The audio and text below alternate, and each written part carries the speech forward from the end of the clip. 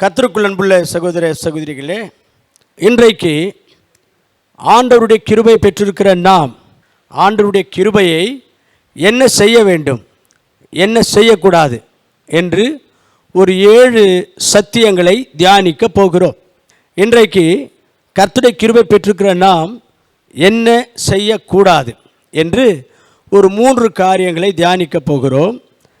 அடுத்த வாரத்தில் கர்த்தருக்கு சித்தமானால் 2வது பகுதி, நாம் ஆண்டவருடைய கிருபை பெற்றிருக்கிறோம், அந்த கிருபையை என்ன செய்ய வேண்டும் என்று தியானிக்க போகிறோம். இன்றைக்கு நம்முடைய செய்தியின் தலைப்பு, கர்த்தருடைய கிருபையை பெற்றிருக்கிற நாம் என்ன செய்யக்கூடாது. முதலாவதாக, கர்த்தருடைய கிருபையை பெற்றிருக்கிற நாம் அதை வீணாக்கி கொள்ளக்கூடாது, விருதாவாக்கி கொள்ளக்கூடாது. கொரிந்தியருக்கு எழுதின 2ஆம் நிருபம் 6ஆம் அதிகாரம் 1வது வசனம். தேவனுடைய கிருபையை நீங்கள் விருதாவாய் பெறாதபடிக்கு உடன் வேலையாட்கள் ஆகிய நாங்கள் உங்களுக்கு புத்தி சொல்லுகிறோம். தேவனுடைய கிருபையை பெற்றிருக்கிற நீங்கள் அந்த கிருபையை வீணாக்கி கொள்ளக்கூடாது என்று நாங்கள் உங்களுக்கு புத்தி சொல்லுகிறோம் என்று பவுலடியார் இங்கே சொல்லுகிறார். அருமையான கற்றுப்பிள்ளைகளே, கர்த்தருடைய கிருபை ஆண்டவர் நமக்கு அருளி இருக்கிறார் என்று எபேசியருக்கு நிருபம் 4ஆம் அதிகாரத்தில் 7வது வசனத்தில் இருக்கிறது. ஆண்டவர் அவருடைய கிருபையை நமக்கு அருளி இருக்கிறார். கர்த்தரிடத்திலிருந்து கர்த்தருடைய கிருபை பெற்றிருக்கிற நாம் அதை வீணாக்கி கொள்ளக்கூடாது, விருதாவாக்கி கொள்ளக்கூடாது.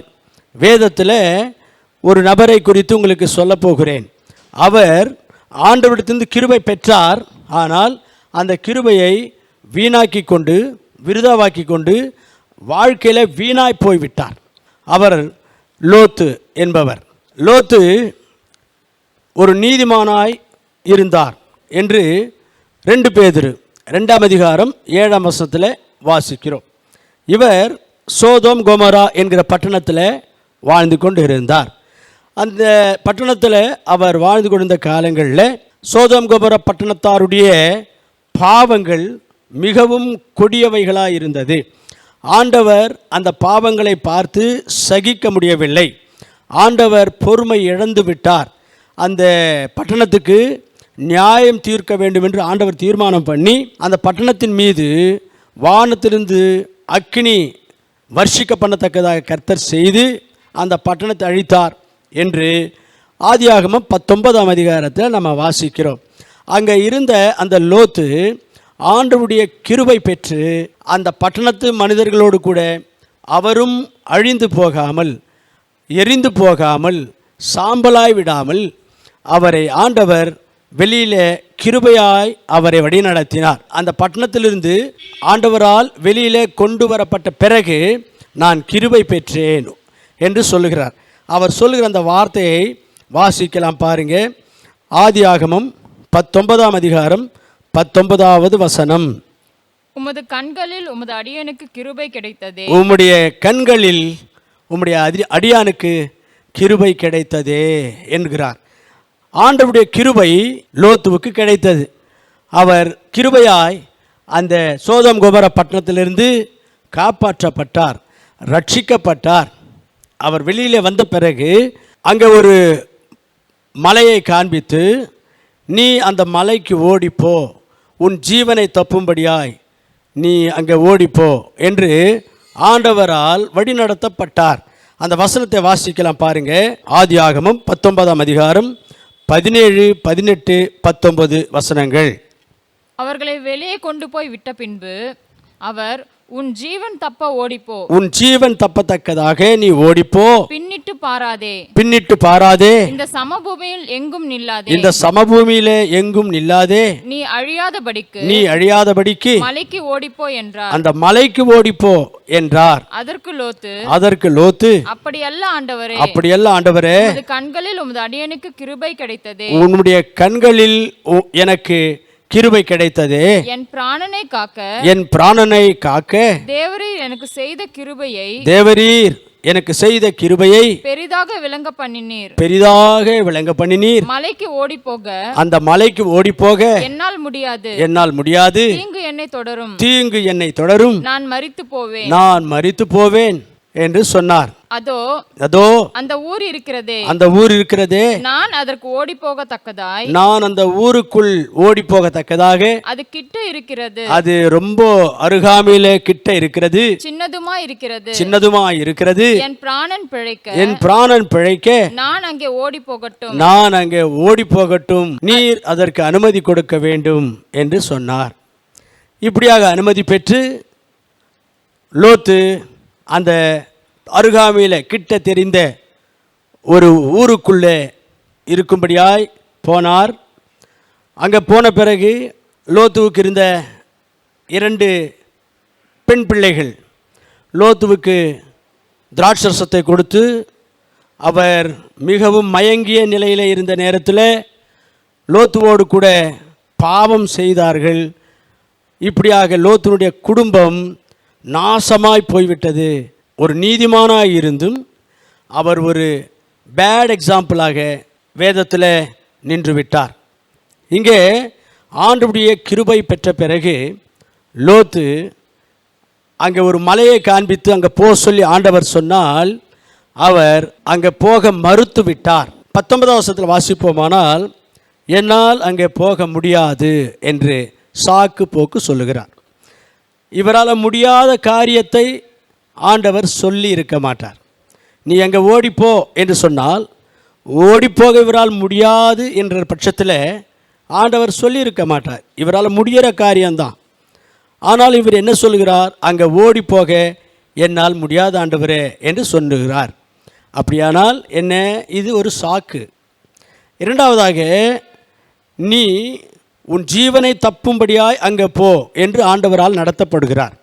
அங்கே போனால் தான் உனக்கு சேஃப்டி, அங்கே போனால் தான் நீ உயிரோடு இருப்பே, ஜீவனோடு இருப்பே என்று ஆண்டவர் அந்த இடத்துல சொல்லுகிறார், 19ஆம் வசனத்தில். ஆனால் இவர் என்ன சொல்லுகிறார்? அங்கே போனால் நான் மரித்து விடுவேன், எனக்கு தீமை நேரிடும் என்று சொல்லுகிறார். அப்படி என்றால் என்ன? ஆண்டவருடைய வார்த்தையின் மீது அவநம்பிக்கை, அவிசுவாசம். அடுத்ததாக, ஆண்டவர் அந்த மலைக்கு போக சொன்னால் அருகாமையில் கிட்ட ஒரு சின்ன ஊர் தெரிகிறது, நான் அங்கே போவேன் என்று பர்மிஷன் கேட்கிறார், அனுமதி கேட்கிறார். அப்படி என்றால் என்ன? ஆண்டவர் சொன்ன இடத்துக்கு போகாமல் அவருடைய சுய விருப்பத்தின்படி, சுய சித்தத்தின்படி தான் ஒரு இடத்தை சூஸ் பண்ணி தெரிந்து கொண்டு அந்த இடத்துக்கு போக வேண்டும் என்று நினைக்கிறார். இந்த 3 காரணங்கள் நிமித்தமாக ஆண்டவர் கிருபையா இவரை அந்த சோதோம் கொமோரா பட்டணத்தில் ரட்சித்தாலும் அந்த கிருபையை வீணாக்கி கொண்டார். அந்த கிருபையில் அவர் இன்னும் வளர்ந்திருக்க வேண்டும், சொகித்திருக்க வேண்டும், செழித்திருக்க வேண்டும், ஆசீர்வாதமாக இருந்திருக்க வேண்டும். ஆனால் அந்த கிருபையை அவர் வீணாக்கி கொண்டார். அருமையான சகோதரனே, சகோதரியே, இன்றைக்கு ஆண்டவர் உங்களோடு பேசுகிறார். இந்த உலகத்துக்கு ஆண்டவர் நியாயம் தீர்க்க போகிறார். 2 பேதுரு 3ஆம் அதிகாரம் 7வது வசனம். இந்த உலகத்துக்கு ஒரு அழிவு இருக்கிறது. தேவ பக்தி இல்லாதவர்கள், பாவமான வாழ்க்கையில் வாழ்கிறவர்களுக்கெல்லாம் ஆண்டவர் நியாயம் தீர்க்க போகிறார். அந்த நாளுக்காக இந்த உலகம் ஆண்டவருடைய வார்த்தையினாலே காக்கப்பட்டிருக்கிறது என்று எழுதுகிறார். அதனாலே சகோதரனே, சகோதரியே, இந்த உலகம் அழியப் போகிறது. இந்த உலகத்திலே பாவ வாழ்க்கை வாழ்கிற அத்தனை பேர் மேலும் ஆண்டவருடைய கோபமும் ஆண்டவருடைய தண்டனையும் வரப்போகிறது. பாவத்தின் சம்பளம் நரகம் என்று வேதம் சொல்லுகிறது. நாம் இந்த உலக வாழ்க்கை முடிந்த பிறகு பரலோகத்துக்கு போக வேண்டும் அல்லது நரகத்துக்கு போக வேண்டும். தேவ பக்தி இல்லாதவர்களாக பாவ வாழ்க்கையில் வாழ்ந்து கொண்டிருந்தால் நரகத்துக்கு போக வேண்டியிருக்கும். அதனால் உன்னை கிருபையாய் ஆண்டவர் அழைக்கிறார். என்னிடத்திலே வா, உன்னுடைய பாரங்களெல்லாம் தீர்த்து, உன் பாவங்களெல்லாம் கழுவி சுத்திகரித்து, உன்னை நீதிமானாக மாற்றி, உன்னை ஆசீர்வதித்து, உன் குடும்பத்தை ஆசீர்வதித்து, உன்னை நான் பெருமைப்படுத்துவேன், உன்னை நான் ஆசீர்வதிப்பேன், அநேகருக்கு நீ ஆசீர்வாதமாக இருப்பாய், உன் வாழ்க்கை இந்த உலகத்தில் முடியும் பொழுது பரலோக ராஜ்யத்தில் உன்னை நான் சேர்த்து கொள்வேன் என்று ஆண்டவர் அன்போடு அழைக்கிறார். கிருபையாய் ஆண்டவர் அழைக்கிற அழைப்பை நீ மதித்து, நீ நம்பி, நீ ஏற்றுக்கொண்டு ஆண்டுடைய கிருபை பெற்றுக்கொள்வாயானால் உன் வாழ்க்கை ஆசீர்வாதமாக இருக்கும், அருமையாக இருக்கும். நீ லோத்துவை போலவே ஆண்டுடைய வார்த்தையை மதிக்காமல் உன் சுய விருப்பத்தின்படி போவாய் என்று சொன்னால், அல்லது ஏதோ ஒரு சாக்கு சொல்லி இந்த கர்த்தருடைய அன்பை நிராகரிப்பாய் என்று சொன்னால், அல்லது லோத்துவை போலவே ஆண்டவர் மீது நம்பிக்கை வைக்காமல் ஒரு அவிசுவாசத்தோடு அவநம்பிக்கையோடு உன்னுடைய சொந்த வழியில் நீ பயணிப்பாய் என்று சொன்னால், ஆண்டவர் உன் மீது காண்பிக்கிற அந்த கிருபை வீணாக போகும். உன்னுடைய வாழ்க்கையும் லோத்துவின் வாழ்க்கையைப் போல வீணாகிவிடும். உன் குடும்பமும் நீயும் உலகத்தில் வீணாக போய்விடுவீங்க, விருதாவாக போய்விடுவீங்க. அதனால் இந்த செய்தியை கேட்கிற சகோதரனே, சகோதரியே, ஆண்டவருடைய கிருபையை வீணாக்கி கொள்ளாதீர்கள், விருதாவாக்கி கொள்ளாதீர்கள். அந்த கிருபையை ஏற்றுக்கொண்டு ஆசீர்வாதமாய் இருக்கும்படி கர்த்தர் உனக்கு உதவி செய்வாராக. இரண்டாவதாக, ஆண்டவருடைய கிருபையை பெற்றிருக்கிற நாம் அந்த கிருபையை இழந்து விடக்கூடாது. எபிரேயருக்கு அது நிருபம் 12ஆம் அதிகாரம் 15வது வசனத்தை வாசிப்போமானால், எதனால் ஆண்டவருடைய கிருபையை நாம் இழந்து விடுகிறோம் என்பதை புரிந்து கொள்ள முடியும். வாசிக்க கேட்போம்.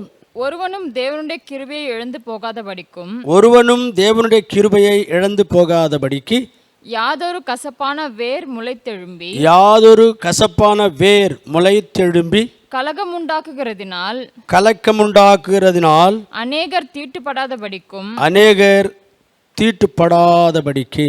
எப்படி நாம் ஆண்டுடைய கிருபையை இழந்து போகிறோம் என்றால், கசப்பு, வெறுப்பு, துவேஷம் யார் மேலாகிலும் நாம் வளர்த்து கொள்வோமானால் ஆண்டவருடைய கிருபை நாம் இழந்து விடுகிறோம் என்று இந்த வசனம் நமக்கு சொல்லுகிறது. இன்றைக்கு கர்த்தருடைய பிள்ளைகளுக்கு, நிறைய பேருக்கு இந்த மாதிரி கசப்பு, வெறுப்பு, துவேஷங்கள் அவங்களுடைய உள்ளத்தில் வைத்து கொண்டு வாழ்ந்து கொண்டிருக்கிறார்கள்.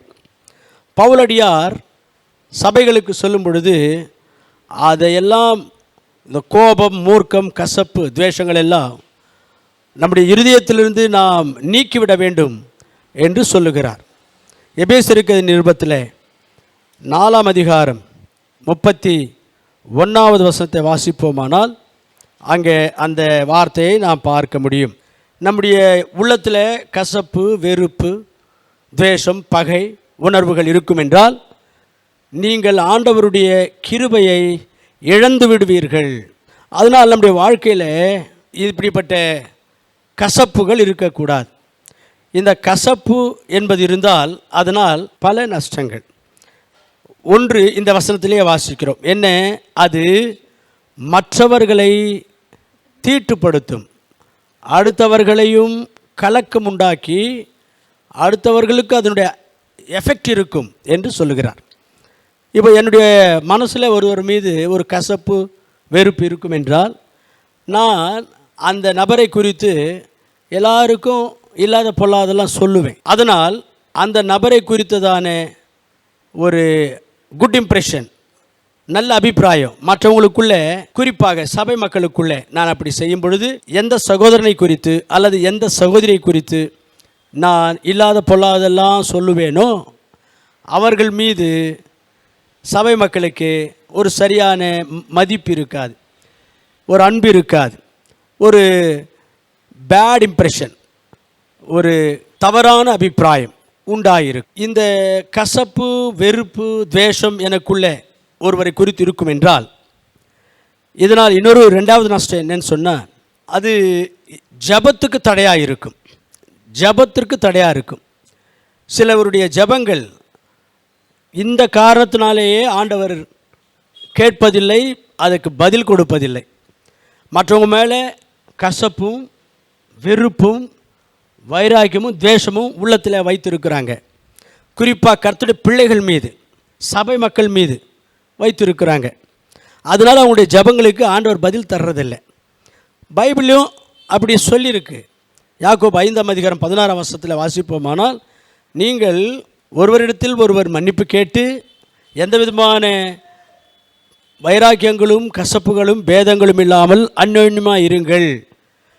அப்படி இருந்து ஒருவருக்காக ஒருவர் நீங்கள் ஜெபம் பண்ணுவீர்கள் என்றால் அந்த ஜெபத்திற்கு ஆண்டவர் பதில் தருவார் என்று அங்கே இருக்கிறது. மூணாவதாக இன்னொரு நஷ்டம் என்னவென்றால், கர்த்தருடைய பிள்ளைகளாக இருக்கிற நமக்கு யார் மேலாகிலும் கசப்போ துவேஷமோ வெறுப்போ வைராக்கியமோ உள்ளத்தில் வளர்த்து கொண்டே இருப்போமானால் அது வேறு வேறு பாவங்களுக்கெல்லாம் நம்மை வழி நடத்தும். இதற்கு உதாரணம் தான் காயின். காயினுக்கு ஆபேல் மீது கசப்பு வளர்ந்தது. அவருடைய உள்ளத்தில் வளர்ந்த அந்த கசப்பு கடைசியில் ஆபேலை கொலை செய்யும் அளவுக்கு இவனை நடத்தியது. அதனால தான் சொன்னேன், இந்த கசப்பு வெறுப்பு வைராக்கியங்கள் எல்லாம் நம்முடைய உள்ளத்தில் நாம் வளர்த்து கொண்டால் நமக்குள்ளே இருக்கிற கசப்பு வைராக்கியத்தின் மூலமாக அடுத்தவங்க கெட்டு போவாங்க, மற்றவங்க தீட்டுப்படுவாங்க. நமக்குள்ளே கசப்பு வெறுப்பு இருக்கும் என்றால் நம்முடைய ஜபங்களுக்கு பதில் வராது. நமக்குள்ளே கசப்பு வெறுப்பு வளர்த்து கொள்வோம் என்று சொன்னால் வேறு வேறு பாவங்களுக்கெல்லாம் அது நம்மை கொண்டு செல்லும். அதனால் இந்த கசப்பு துவேஷங்கள் பகை உணர்வுகள் நம்முடைய உள்ளத்தில் வைத்து கொள்ளக்கூடாது. ஆண்டவருடைய கிருபையை நாம் இழந்து விடுவோம். இன்றைக்கி கர்த்தருடைய பிள்ளைகள்னு சொல்கிறாங்க, அபிஷேகம் பெற்றிருக்கிறோம்னு சொல்கிறாங்க, அந்நிய பாஷையில் பேசுகிறோன்னு சொல்கிறாங்க, ஊழியம் செய்கிறோம் என்று சொல்கிறாங்க, ஆண்டுடைய வார்த்தைகளை அருமையாய் விவரமாய் பிரசங்கம் பண்ணுறாங்க. ஆனால் அவருடைய வாழ்க்கையில் கசப்புகள் துவேஷங்கள் வைராக்கியங்கள் இருக்க தான் செய்யுது. இதுக்கு நல்ல அருமையான உதாரணம் சவுல் ராஜா. சவுல் ராஜாவை ஆண்டவர் தெரிந்து கொண்டார், அவரை அபிஷேகம் பண்ணினார், அவரை ஆசீர்வதித்தார். அவரை பார்த்து ஆண்டவர் மிகவும் இம்ப்ரெஸ் ஆனார். ஆனால் அவர் ராஜாவாக உயர்த்தப்பட்டு கர்த்தரால் ஆஸ்வதிக்கப்பட்ட பிறகு தாவீதின் மீது அவருக்கு ஒரு கசப்பு பொறாமை வைராக்கியம் ஏற்பட்டது. காரணம் என்ன? தாவீதை அந்த நாட்டு மக்கள் புகழ்ந்தார்களாம், அதுதான் காரணம். அந்த கசப்பு அவருக்குள்ளே எந்த அளவுக்கு வளர்ந்தது என்றால், நாளுக்கு நாள் எந்த அளவுக்கு வளர்ந்தது, எப்படியெல்லாம் கசப்பினால் நிறைந்தவராய் அவர் செயல்பட்டார் என்று நாம் 1 சாமுவேல் 18ஆம் அதிகாரம் 19ஆம் வசனத்தை வாசிப்போமானால் நாம் புரிந்து கொள்ளலாம். ஆனால் கடைசியில் இந்த பகைமை கசப்பு தாவீதின் மீது அவர் வளர்த்து கொண்ட காரணத்தினால் ஆண்டவருடைய கிருபை இழந்து விட்டார். அதுக்கு பிறகு நீங்கள் பார்ப்பீர்கள் என்று சொன்னால் சவுலுடைய ஜெபத்தை ஆண்டவர் கேட்கவில்லை. சவுலை விட்டு ஆண்டவர் விலகி போனார். சவுலை ராஜா என்கிற அந்த ஸ்தானத்திலிருந்து ஆண்டவர் இறக்கிவிட்டார். சவுலுடைய வாழ்க்கையில் எல்லா வகையிலையும் தோல்வி. கடைசியில் தற்கொலை செய்து கொண்டு அவர் மரித்து விட்டார் என்று அந்த 1 சாமுவேல் கடைசி அதிகாரங்களில் நம்ம வாசிக்கிறோம். ஆகவே ஆண்டவருடைய கிருபையை இழந்து விட்டால் வேறு என்ன நம்முடைய வாழ்க்கையில் நாம் செய்ய முடியும்? நம்மால் வாழ முடியாது, நம்மால் ஜெயிக்க முடியாது, நம்மால் நிம்மதியாக ஆசீர்வாதமாக வாழவே முடியாது. அதில் அருமையான கர்த்தர் பிள்ளைகளே, கசப்பும் பகைமையும் நம்முடைய உள்ளத்தில் வளர்த்து கொண்டால் ஆண்டவருடைய கிருபையை நாம் இழந்து விடுவோம். கசப்பும் பகையும் வளர்த்து கொள்ளாமல் மன்னிக்கிற சுபாவத்தோடு, கர்த்தரனை மன்னித்திருக்கிறார் நாமும் மன்னிப்போம் என்கிற நல்ல மனதோடு மற்றவர்களை நாம் மன்னிப்போமானால் ஆண்டவர் நம்மை ஆசீர்வதிப்பார், நம்மை அநேகருக்கு ஆசீர்வாதமாக உயர்த்துவார், பயன்படுத்தி கொள்வார். இதற்கு ஒரு நல்ல உதாரணம் யோசேப்பு. யோசேப்பை குறித்து ஆதியாகமத்தில் நம்ம வாசிக்கிறோம்.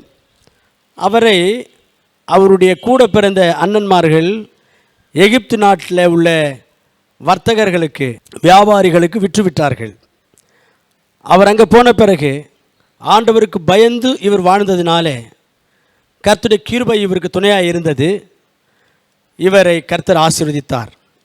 ஒரு நேரம் வந்தது, அவரை யார் துன்புறுத்தி எகிப்து வர்த்தகர்களுக்கு விற்றார்களோ அந்த அண்ணன்மார்களுக்கு சரியான பாடம் புகட்டக்கூடிய அல்லது அவர்களுக்கு பதிலுக்கு ஏதாகிலும் தீமை செய்வதற்கு பொருத்தமான ஒரு நேரம் யோசேப்புக்கு வந்த பொழுது அவர் அந்த பகை கசப்பு மனதில் வைத்துக்கொண்டு அவர்களுக்கு தீமை செய்யவில்லை, அவர்களுக்கு பழிக்கு பழி வாங்கவில்லை.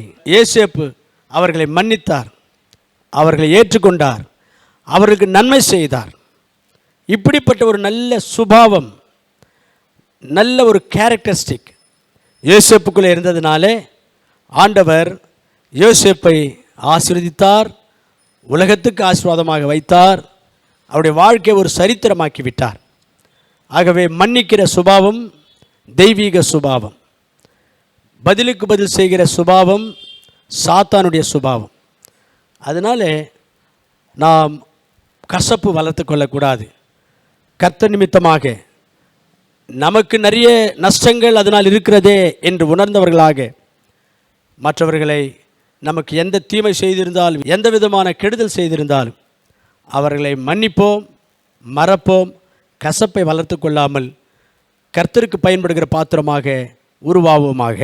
மூன்றாவதாக, கர்த்தருடைய கிருபை நம்மேல் அதிகமாக இருப்பதினால் நாம் தொடர்ந்து பாவம் செய்யக்கூடாது.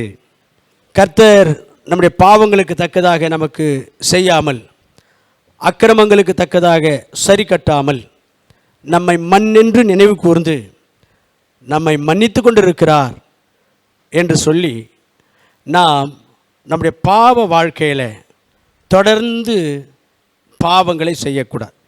ரோமருக்கு அது நிருபம் 6ஆம் அதிகாரம் 1வது வசனம். ஆகையால் என்ன சொல்லுவோம்? கிருபை பெருகும்படிக்கு பாவத்திலே நிலை நிற்கலாம் என்று சொல்லுவோமோ? கூடாதே. அதாவது ஆண்டவர் கிருபையுள்ளவராக இருக்கிறார். நாம் ரட்சிக்கப்பட்ட பிறகும் கூட ஆண்டவருக்கு விரோதமாக ஆண்டவருடைய வார்த்தை மீறி தப்பு பண்ணும்போது, பாவம் பண்ணும்போது ஆண்டவர் நம்மை தண்டிக்கிறதில்லை, நமக்கு பனிஷ்மெண்ட் கொடுக்கறதில்லை. கிருபையாய் நம்மை மன்னித்து கொண்டிருக்கிறார். அதனால் நாம் தொடர்ந்து பாவங்களிலேயே நிலைத்திருப்போமா? பாவங்களை தொடர்ந்து செய்வோமா? அப்படி செய்யக்கூடாது என்று வேதம் நமக்கு சொல்லுகிறது. அருமையான கர்த்தப்பிள்ளைகளே, ஆண்டவர் மிகவும் கிருபையுள்ளவராய் இருந்து நம்மை மன்னிக்கிறார் என்று சொல்லும் பொழுது நாம் அதற்கு நன்றி உள்ளவர்களாக இருந்து கர்த்தருடைய கிருபையை நினைத்து அவருக்கு ஸ்தோத்திரங்களையும் துதிகளையும் சமர்ப்பித்து நாம் இன்னும் என்னென்ன காரியங்களில் திருந்த வேண்டுமோ திருந்தி வாழ வேண்டும். வேதம் என்ன சொல்லுகிறது என்றால், நீங்கள் ரட்சிக்கப்பட்ட பிறகு புதிய சிருஷ்டிகளாய் இருக்கிறீர்கள், பழையவைகளெல்லாம் ஒழிஞ்சு போகணும், எல்லாம் புதிதாக வேண்டும் என்று பார்க்கிறோம். 2 கொரிந்தியர் 5ஆம் அதிகாரம் 17ஆம் வசனம்.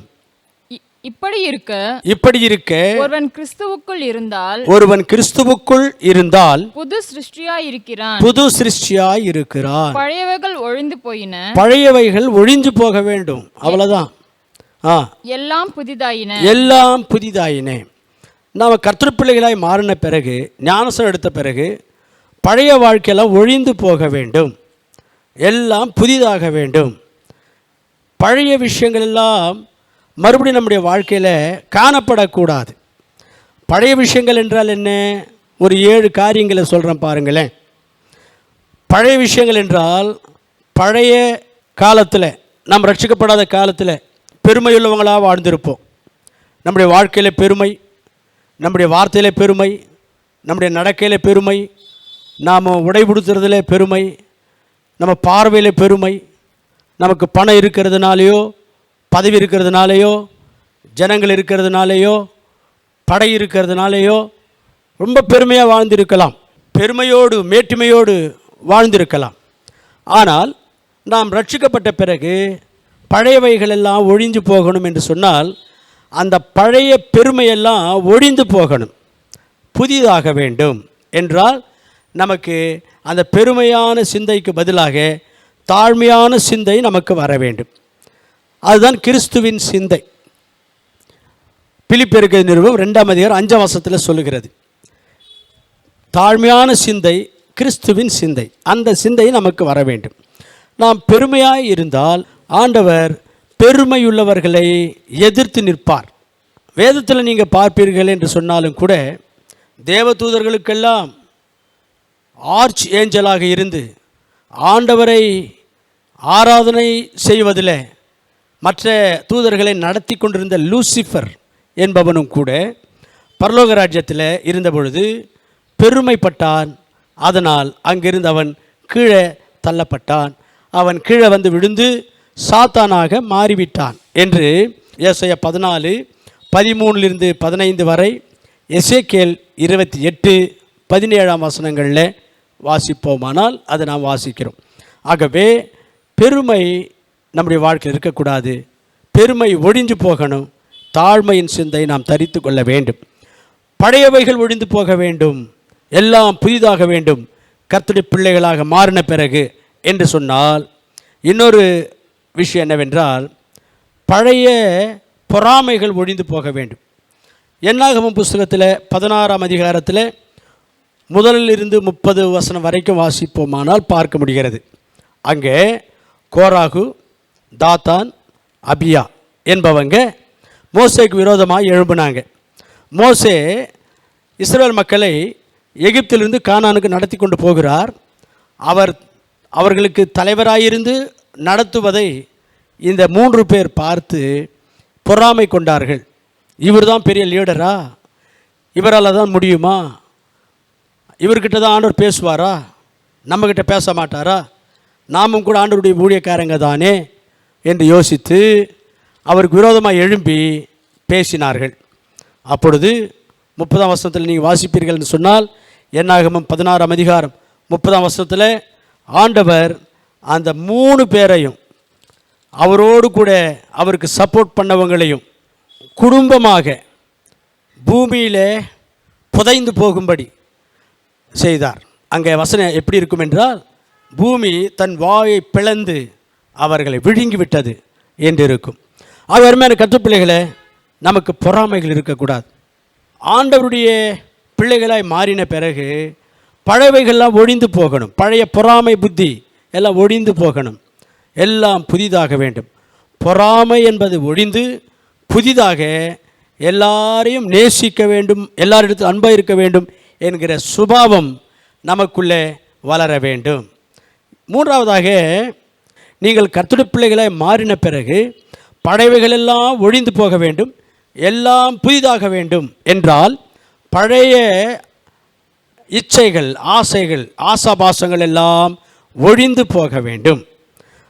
பழைய காலத்தில், நாம் ரட்சிக்கப்படாத காலத்தில் வேதம் சொல்லுகிறபடி பார்த்தால் கண்களின் இச்சை, மாம்சத்தின் இச்சை, ஜீவனத்தின் பெருமை என்கிற இச்சைகள், ஆசைகள் நமக்குள்ளே இருந்தது. உலக மக்கள் சொல்லுவது போல சொல்ல வேண்டுமானால் பொன்னாசை, பொருளாசை, மண்ணாசை என்கிற ஆசைகள் நமக்குள்ளே இருந்தது. இப்போ நாம் கர்த்தருடைய பிள்ளைகளாய் மாறின பிறகு அந்த ஆசைகளெல்லாம் போக வேண்டும், அந்த இச்சைகளெல்லாம் போக வேண்டும். இப்படிப்பட்ட இச்சைகள், ஆசைகளோடு வாழ்கிறவர்கள் இந்த உலகத்தில், இந்த உலகம் அழியும் போது அதோடு கூட அவங்களும் அழிந்து விடுவார்கள். இதுதான் 1 யோவான் 2ஆம் அதிகாரம் 17ஆம் வசனம் சொல்லுகிறது. அதனால் நாம் ரட்சிக்கப்பட்ட பிறகு பழைய இச்சைகளெல்லாம் போய் நாம் புதிதாக ஆண்டவர் மீது வாஞ்சி உள்ளவர்களாகவும், ஆண்டவருடைய வேதத்தின் மீது வாஞ்சி உள்ளவர்களாகவும், ஆண்டவருடைய ஊழியத்தின் மீது வாஞ்சி உள்ளவர்களாகவும், சபை மக்கள் மீது வாஞ்சி உள்ளவர்களாகவும், பரலோகத்தின் மீது வாஞ்சி உள்ளவர்களாகவும் நாம் வாழ வேண்டும். அருமையான கர்த்தருடைய பிள்ளைகளே, பழைய ஆசைகளெல்லாம் ஒழிந்து புதிய வாஞ்சைகள், ஆசைகள் நமக்குள்ளே வளர வேண்டும். 4ஆவதாக, கர்த்தருடைய பிள்ளைகளாய் நாம் மாறின பிறகு பழையவைகளெல்லாம் ஒழிய வேண்டும், எல்லாம் புதிதாக வேண்டும் என்று சொன்னால் பழைய லைஃப் ஸ்டைல் எல்லாம், வாழ்க்கை முறை மாற வேண்டும். அதாவது நாம் ரட்சிக்கப்படுவதற்கு முன்பு, கர்த்தருடைய பிள்ளைகளாய் நாம் மாறுவதற்கு முன்பு இருந்த லைஃப் ஸ்டைல், வாழ்க்கை முறை மாற வேண்டும். புதிதாக வேண்டும். அந்த காலத்தில் நாம் உலகத்தாரை போல ட்ரெஸ் உடுத்தி கொள்ள வேண்டும், உலகத்தாரை போல நம்முடைய நடை உடை பாவனைகள் லைஃப் ஸ்டைல் இருக்க வேண்டும் என்று மிகவும் நாகரிகமாக மாடர்னாக வாழ்ந்திருக்கலாம். அது ரட்சிக்கப்படாததற்கு முன்பு அப்படி நம்முடைய லைஃப் ஸ்டைல் இருந்துச்சு. ஆனால் இப்பொழுது நாம் கர்த்தருடைய பிள்ளைகளாய் மாறிவிட்டோம். கர்த்தருடைய பிள்ளைகளாய் மாறின பிறகு நம்முடைய நடை உடை பாவனை லைஃப் ஸ்டைல் நம்முடைய பழக்க வழக்கங்கள் எல்லாம் புதிதாக வேண்டும். நாம் பழையபடியே வாழ வேண்டும் என்று நினைப்பு சிந்தை நமக்கு இருக்கும் என்றால் அதை தான் ரோமர் 8ஆம் அதிகாரத்தில் சொல்லுகிறது மாம்ச சிந்தை என்று. மாம்ச சிந்தை என்றால் அதுதான். இப்படிப்பட்ட மாம்ச சிந்தையோடு நாம் வாழ்வோமானால் பழையபடியே பழைய காலத்தில் எப்படி இருந்தோமோ அதே லைஃப் ஸ்டைலோட ரட்சிக்கப்பட்ட பிறகும் கிறிஸ்டியன்ஸாக இருக்கிற நாம் வாழ்வோமானால், அருமையான கத்துப்பிள்ளைகளே, நம்முடைய பக்தி வாழ்க்கை விசுவாச வாழ்க்கை கடவுள் மீது நமக்கு இருக்கிற பற்று வைராக்கியம் எல்லாம் செத்துவிடும். வசனம் அதை தான் சொல்லுகிறது. ரோமருக்கு அது நிருபத்தில் நாம் அதை வாசிப்போமானால் 8ஆம் அதிகாரம் 13ஆம் வசனத்தில் மாம்சத்தின்படி பிழைத்தால் மாம்சத்தின்படி நாம் பிழைத்தால் சாவீர்கள். மாம்சத்தின்படி பிழைத்தால் மாம்ச சிந்தையோடு வாழ்ந்தோமானால் ஆவிக்குரிய வாழ்க்கையில் நாம் செத்தவர்களாக இருப்போம். பழையவைகள் ஒழிந்து போக வேண்டும். நீங்கள் கர்த்தருடைய பிள்ளைகளாய் மாறின பிறகு எல்லாம் புதிதாக வேண்டும் என்று சொன்னால், 5ஆவதாக இன்னொரு குறிப்பு என்னவென்றால், பழைய பேச்சுக்கள் எல்லாம் ஒழிந்து விட வேண்டும். நம்முடைய பேச்சு நம்முடைய வார்த்தைகள் ரட்சிக்கப்படுவதற்கு முன்பு எப்படி பேசினோமோ அதெல்லாம் மாறணும். பழைய காலத்தில் எப்படி பேசினோமோ அந்த பேச்செல்லாம் ஒழிந்து நாம் பேசுகிற வார்த்தைகள் புதுசாக இருக்கணும் கேட்குறவங்களுக்கு. பழைய காலத்தில் நாம் மற்றவங்களை கேலி பண்ணுறவங்களாக இருந்திருக்கலாம், மற்றவங்களை கமெண்ட் அடிக்கிறவங்களாக இருந்திருக்கலாம், நிறைய பொய் பேசுகிறவங்களாக இருந்திருக்கலாம், மற்றவங்க மீது குறை சொல்லுகிறவர்களாக கோல் சொல்லுகிறவர்களாக இருந்திருக்கலாம். இப்படி நிறைய விஷயங்கள் நம்ம வாயிலிருந்து பேசியிருக்கலாம் வந்திருக்கலாம். ஆனால் பழையவைகள் ஒழிந்து கர்த்தருடைய பிள்ளைகளாக மாறின பிறகு எல்லாம் புதியவைகளாக வேண்டும் என்று சொன்னால் நம்முடைய வார்த்தைகளில் மாற்றம் காணப்பட வேண்டும். காரணம் என்னவென்றால், நம்முடைய ஒவ்வொரு வார்த்தைக்கும் ஆண்டவரிடத்தில் கணக்கு சொல்ல வேண்டும் என்று மத்தேயு சுவிசேஷம் 12ஆம் அதிகாரம் 36வது வசனத்தில் நாம் வாசிக்கிறோம். அதனால் நாம் ரட்சிக்கப்பட்ட பிறகு நம்முடைய வார்த்தைகள் பழையவைகள் ஒழிந்து புதிய வார்த்தைகள் நம்முடைய வாயிலிருந்து புறப்பட்டு வர வேண்டும். 6ஆவதாக, நீங்கள் ரட்சிக்கப்பட்ட பிறகு பழையவைகள் ஒழிந்து விட வேண்டும், எல்லாம் புதிதாக வேண்டும் என்றால் சுயசித்தத்தின்படி வாழ்கிற அந்த வாழ்க்கை போக வேண்டும். ஆண்டவருடைய சித்தத்தின்படி வாழ்கிறவர்களாய் மாற வேண்டும். சுயசித்தத்தின்படி வாழ்ந்தது பழைய வாழ்க்கை. ஆனால் இப்பொழுது புதிதாக நாம் மாறி ஆண்டவருடைய சித்தத்தை மட்டுமே நம்முடைய வாழ்க்கையில் நிறைவேற்ற வேண்டும் என்கிற குறிக்கோளோடு வாழ வேண்டும். கர்த்தருடைய சித்தத்தின்படி வாழாமல் சுய சித்தத்தின்படியே வாழ்வோம் என்றால் பரலோக ராஜ்யத்திற்கு நம்மால் போகவும் முடியாது என்று சொல்லி கர்த்தராகிய இயேசு கிறிஸ்து மத்தேயு 7:21 சொல்லியிருக்கிறார். அதனால் நாம் ரட்சிக்கப்பட்ட பிறகு நாம் எது செய்தாலும் கர்த்தருடைய சித்தத்தின்படி செய்ய வேண்டும் என்கிற புதிய சிந்தையோடு கூட வாழ்வோமாக. கடைசியாக 7ஆவதாக, நீங்கள் ரட்சிக்கப்பட்ட பிறகு பழையவைகளெல்லாம் ஒழிந்து போக வேண்டும், எல்லாம் புதிதாக வேண்டும் என்று சொன்னால் அதனுடைய அர்த்தம் என்னவென்றால், பழைய காலத்தில் உங்களுடைய சுயநலத்துக்காக தன்னலத்துக்காக வாழ்ந்து கொண்டிருந்த வாழ்க்கை ஒழிந்து ஆண்டவர் சொல்லுகிறபடி தன்னலமில்லாத எல்லாரையும் நேசிக்கிற ஒரு வாழ்க்கை புதிதாக உனக்குள் வர வேண்டும் என்று அர்த்தமாகும். பழைய காலத்தில் அப்படி தான் நாம் வாழ்ந்து கொண்டிருந்தோம். நம்முடைய சுயநலத்துக்காக நம்முடைய தன்னலத்துக்காக நாம் நல்லா இருந்தால் போதும், நம்ம குடும்பம் நல்லா இருந்தால் போதும் என்று நினைத்தோம். ஆனால் இன்றைக்கு கர்த்தருடைய பிள்ளைகளை மாறின பிறகு ஆண்டவர் என்ன சொல்லுகிறார்? உன் தேவனாகிய கர்த்தரை எல்லாரை விட அதிகமாக நேசிக்க வேண்டும், முழு இருதயத்தோடு நீ நேசிக்க வேண்டும் என்று மத்தேயு 22:37 சொல்லியிருக்கிறார்.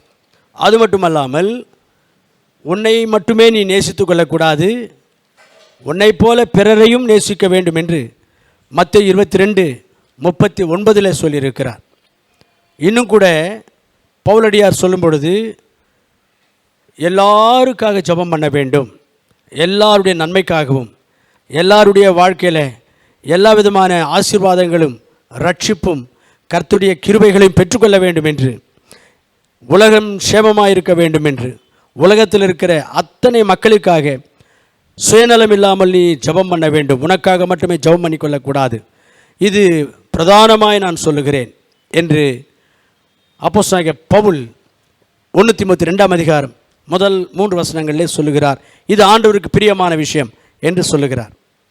அப்படியானால் ரட்சிக்கப்படுவதற்கு முன்பு நீ ஒரு சுயநலவாதியாக இருந்திருக்கலாம், தன்னலவாதியாக இருந்திருக்கலாம். நீ நல்லா இருந்தால் போதும், உன் குடும்பம் நல்லா இருந்தால் போதும், உன்னுடைய சுற்றுமுற்று உள்ளவர்கள் நல்லா இருந்தால் போதும் என்று அவர்களை நேசிக்கிறவர்களாய் நீ ஒரு வேளை இருந்திருக்கலாம்.